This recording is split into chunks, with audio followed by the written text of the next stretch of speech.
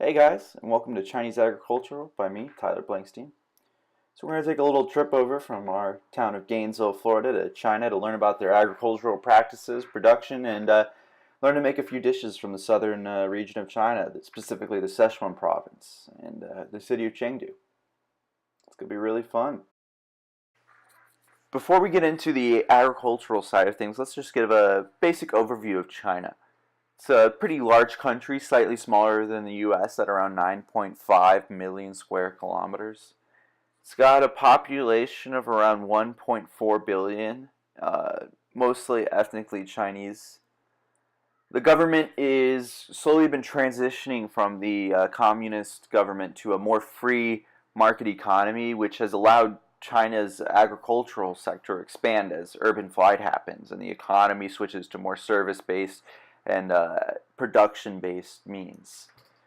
Overall, China's growing, and it's been growing, and agricultural output has been one of the main proponents that's allowed China to sustain its large population. When it comes to agricultural production, China is neck and neck with the U.S. They're number one in rice, wheat, potato production, tomato, sorghum, peanut production, tea, millet, barley, cotton, oilseed, and soybean production. They are producing 21.4% of the world's food. Now, with all that production, you might think that the country is completely covered in agricultural space. But the western is pretty arid and desert. So the eastern part of China is where most of the agricultural production occurs. The northern is mostly wheat, and the southern mostly is dedicated to rice, which is China's main export. China has had a long history of agricultural movements. Somewhat more recently was the Great Leap Forward. In communist China under Mao Zedong, there was an attempt to equalize and increase agricultural output. The result was a failure, and millions of people starved to death. Today, China's agricultural sector works a little bit differently.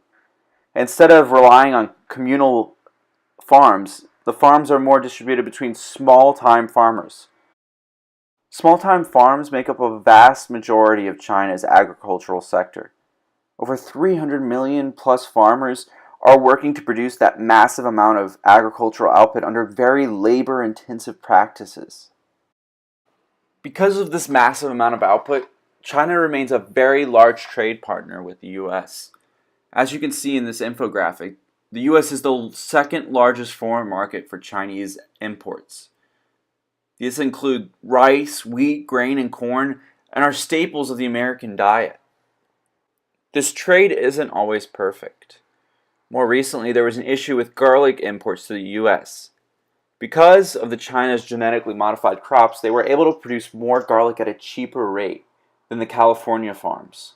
The result hurt California farmers, and there was a massive flight from garlic farming in California as the importation of garlic from China became more popular.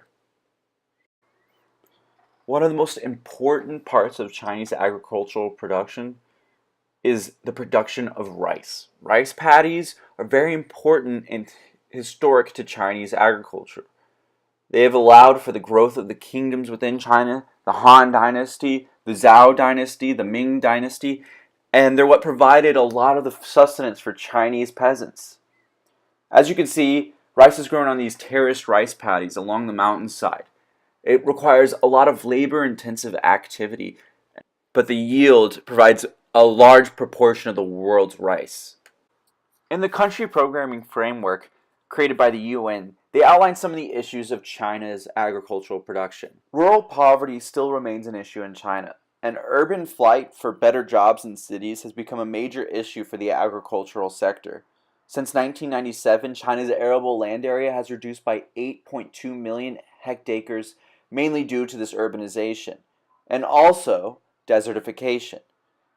China is also facing issues from the urbanization as less and less small-time farmers are available, requiring the country to move towards larger-scale agricultural facilities. But enough about that. Let's talk about the three dishes we're going to cook today.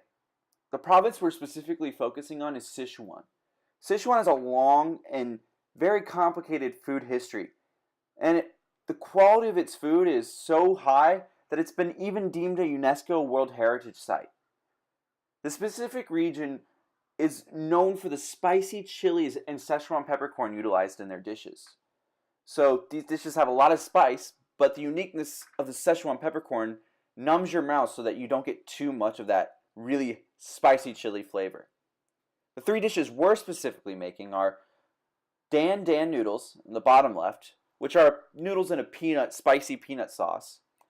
Chongqing potatoes, which are potatoes in a spicy chili and onions and peppers little mixture. And then we have our vegetable fried rice. All these dishes are vegan and pretty tasty too. I really wanted to focus on the major things that China exports. This includes potatoes, peanuts, wheat, which is in the pasta, and rice. So you're going to need a lot of ingredients for these dishes. I went to Publix and then the local Asian market to find the stuff that I couldn't find at Publix. What you're going to need are dried chilies, just a small bag's worth, potatoes, about a cup's worth of peanuts, rice, long grain and white. I got 2 bell peppers and an onion, 4 whole things of garlic, a nice knob of ginger, some chive, some sliced mushrooms, some cilantro, about 4 or 5 stalks of green onion. I got some fresh noodles from the local Asian market. Anything really works. You just want something that's made with wheat. I got extra firm tofu, mirin, rice wine vinegar, soy sauce, peanut butter, chili paste, if you like it spicy. Well, most of these dishes are spicy anyway. Oil, salt and pepper, sesame seed, and our secret ingredient, the Szechuan peppercorn. That's the pepper I talked about earlier that gives your mouth that nice tingling sensation that numbs it from the spiciness of the other peppers. You're also going to need a lot of the basic pots and pans that I'm just assuming you have in your kitchen. Alright, are you ready? Well, let's get started. And remember, this is a vegetarian feast, so you can feed any vegetarian friends of yours. And it's also really delicious, but a little spicy, so be prepared when making this. It's going to have a little bit of heat to it. Here we go!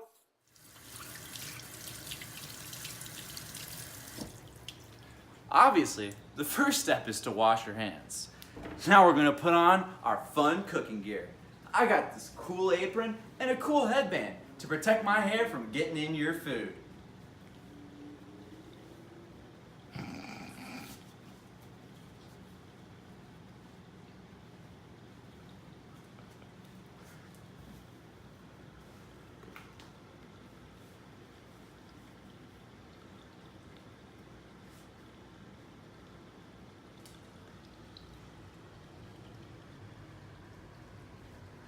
All right, so let's get started. First, we're gonna cut the vegetables. Got our green pepper and our onion. That was easy. Make sure these chunks are about 1/2 inch in diameter. Doesn't really matter, but if you wanna cook it right, these 1/2 inch pieces are perfect. Next up, we gotta dice this onion. Now you can do this one differently. Dice it however you want, but you want these pieces to be real fine. Oh, that was easy too. Now, we're gonna move on to our potatoes. The secret to these is to give them in big chunks so that they have nice meaty bites when you bite into them. All right, easy. Now that these are cut up, we wanna season them before we put them in the oven. But before we put them in the oven, we gotta make sure that our oven is preheated to 400 degrees temperature. Temperature? You must be wondering, what does he mean? Well, I mean Fahrenheit.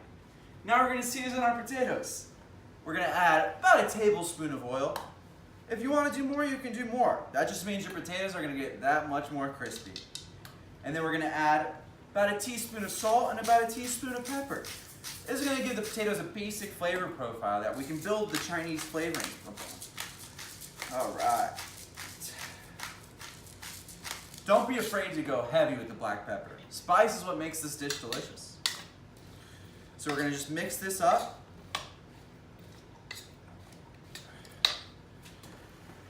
And then we're gonna sheet it up on these sheet trays that I've lined with tinfoil so that the potatoes don't stick.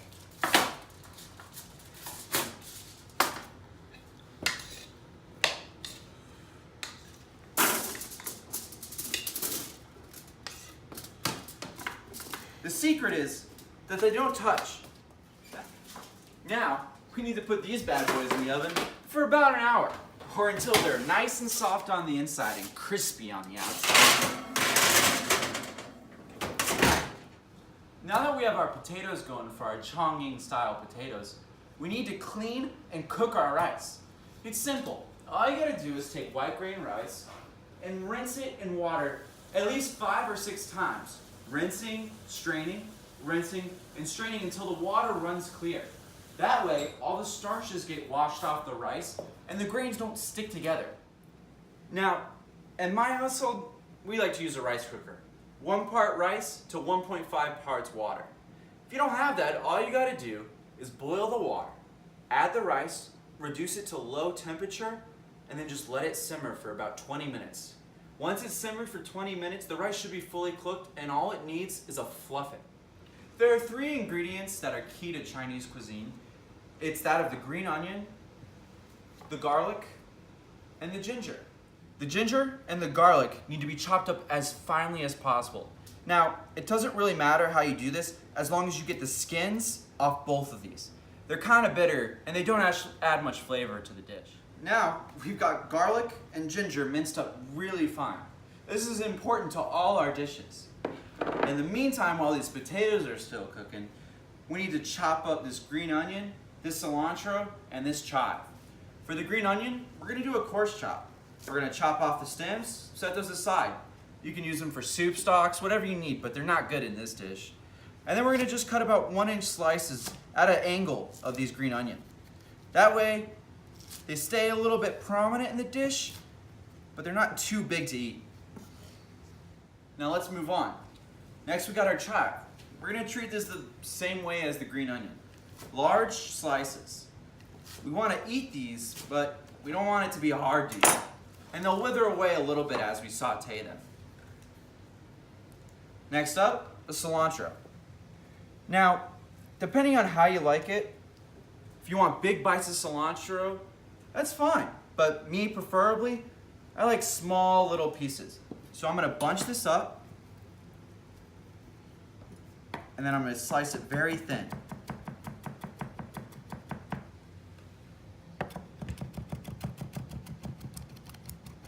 Now, a trick that I use is I put one hand on the front of the blade while I put my backhand rocking in a rocking motion on the back of this blade.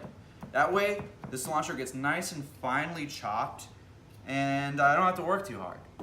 So, with most of our prep nearly done, with 20 minutes left of the potatoes remaining, 40 minutes into their cooking, you're gonna wanna add some of these peanuts so that they can roast in the oven and get nice and delicious, as you would say. If you want to buy these pre-roasted, that's just fine. I just wanted to get peanuts from China, and these came fresh. So we're just going to add a simple seasoning. We're going to add a little bit of vinegar, and then oil and salt and pepper. So just salt, oil up these. Salt and pepper.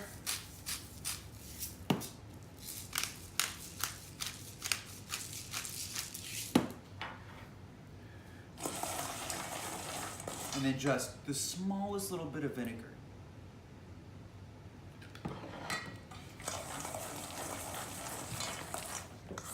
As you can see, you want the peanuts pretty oily.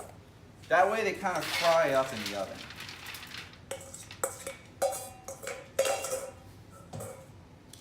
So as I said, with 20 minutes left with the potatoes, we're gonna throw these bad boys in.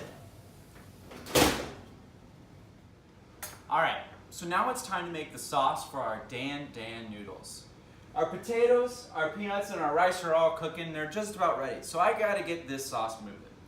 Now, the key parts of this sauce are the soy sauce, the peanut butter, and our good friend, the vinegar. He's right here. So, rice wine vinegar is available at most supermarkets, but if you want, just regular vinegar will do. The key things here are having good soy sauce and peanut butter. If you're using a light soy sauce, you might have to use a little more to compensate, but not necessarily. The key here is to taste your sauce constantly as you're making it. So first, we're gonna do equal parts peanut butter, soy sauce, and vinegar. right into the bowl.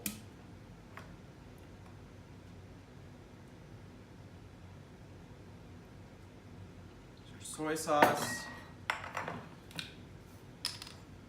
vinegar,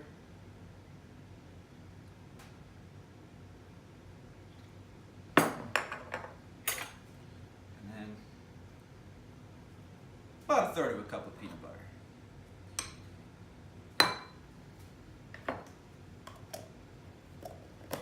Now, we need to add our ginger and our garlic. Now, this really depends on how much you want to add. I myself like a lot of garlic, about a teaspoon, and a lot of ginger, about another teaspoon. If you find that that's not garlicky enough for you, or that's not gingery enough after that, just add a little more, it's not a big deal. Then we're gonna add our sesame seeds, just a pinch will do, and a little bit of mirin to sweeten everything up. Now, mirin is a sweetened rice wine. It's available at most Asian supermarkets, but again, you can use practically any white wine as well. Now that we got that, we need to heat it up so that all the ingredients can mix together and become homogeneous. So I got a little saucepan here on medium heat, and I'm just gonna incorporate everything and whisk it together. The warmth will heat up the peanut butter so that it'll melt into the sauce.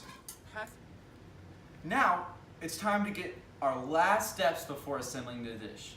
Our potatoes and our peanuts are right about to come out of the oven. So I wanted to get everything ready so that when we're making everything on the stovetop, it happens very quick. And all our ingredients are mise en place out so that we just have to grab them and throw them in the pan. First up, for our Chongqing style potatoes, we have our dried chilies, our cut up green onion, our cut up bell pepper, and then our cut up onion. And this is going with the Szechuan peppercorn. Then we have the garlic and the ginger that's gonna go in everything.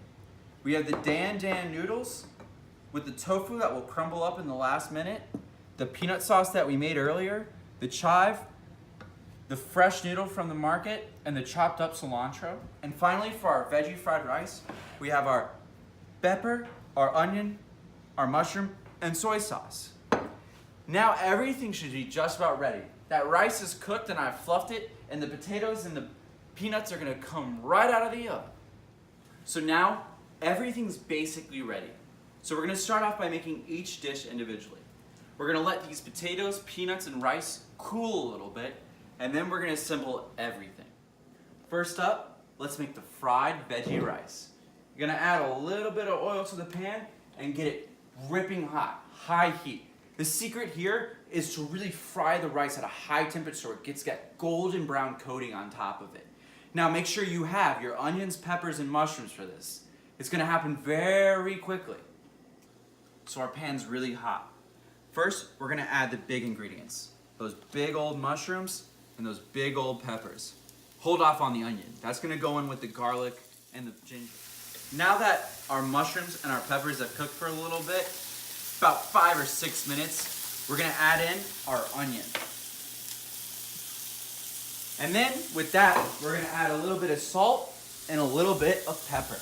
This is gonna season the veggies just a little basic, just to get some flavor imparted in it.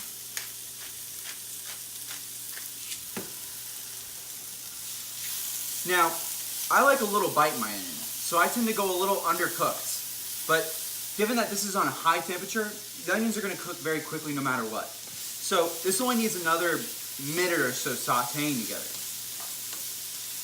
And now, we're gonna add a little bit of our ginger and a little bit of our garlic, or maybe a lot.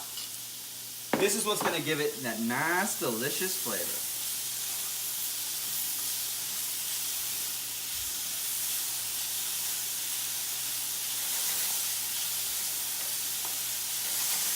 Finally, we fold in the rice. Now it's time to boil our noodles for the dan dan noodles. I'm gonna use 3 portions of this fresh noodle I got from the Asian market. Now, cook times vary based on the type of noodle you get, but this is a Langzhou noodle. So it's gonna take about 3 or 4 minutes. It's got a nice chew to it, and it's made with flour and water. That's it. Now, what I'm gonna do is stir this constantly, and about every minute or so, once it's cooked a little bit, I'm gonna taste it to see if it's the right chewiness. I like a nice al dente. Because we're gonna put this in a sauce, it's gonna soften up a little bit more once it's put in the sauce. So if the noodle's a little chewier, it's okay. So now that my noodles are cooked, I wanna keep them hot. That's because the heat from the noodles is gonna help to cook these chives in the sauce. So now we're gonna add these chives, I would say about a handful, and we're gonna mix that in with the noodles.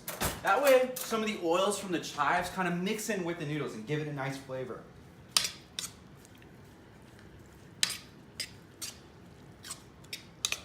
Now, as this steamy bowl of noodles is sitting there, the heat and steam is gonna wilt a little bit of those chives and cook them a little bit so they don't have as much of a bite. Next up, we're gonna take some of this tofu and crumble it right into the noodles. The tofu is gonna thicken up the sauce while providing some protein for the dish. Now I'm gonna use about 2 or 3 tablespoons of tofu, but you can really add as much as you want to make the sauce really thick and as protein dense as possible. Now we're gonna add our delicious peanut sauce.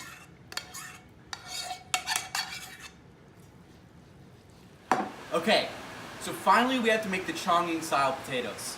Because this is a really spicy hot dish, the pan needs to be really hot. Thus, I add this vent fan on so the smoke detectors don't go off too much. So first, we're gonna get our oil down in the pan. This is really important because you need a lot of oil to make this dish really good. Next up, our peppers and a little bit of our dry chilies.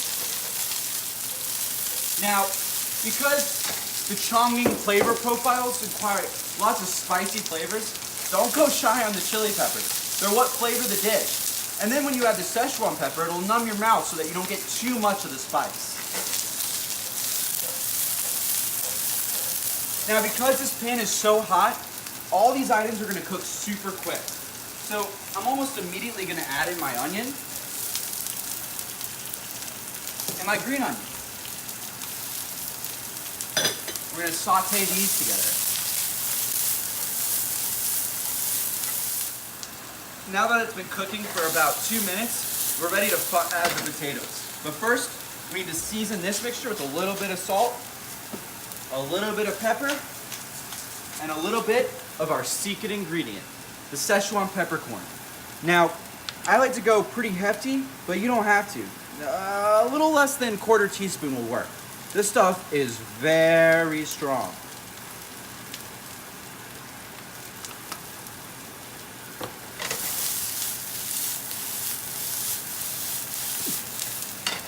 Now finally, my nose is starting to run, and we're gonna add in these potatoes.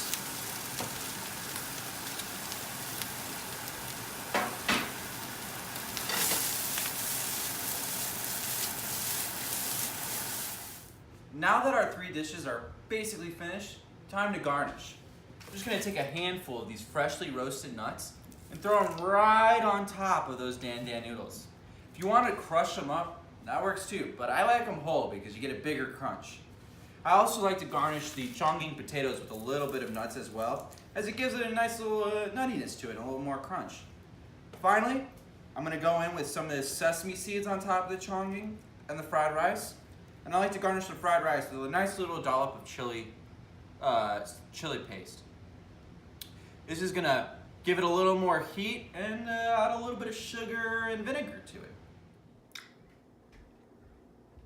Wow, that was really good.